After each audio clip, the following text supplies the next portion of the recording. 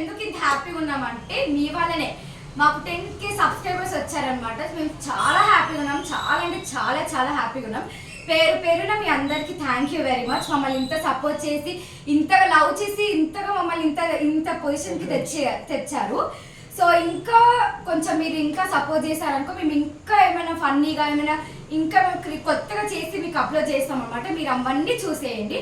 So ఇప్పుడు celebrations అన్నమాట. ఎందుకు సెలబ్రేషన్స్ కేక్ కటింగ్ చేసుకుందాం ఫ్రెండ్స్. మా యూట్యూబ్ టీం అందరం కలిసి సెలబ్రేషన్స్ చేసుకుంటున్నాము.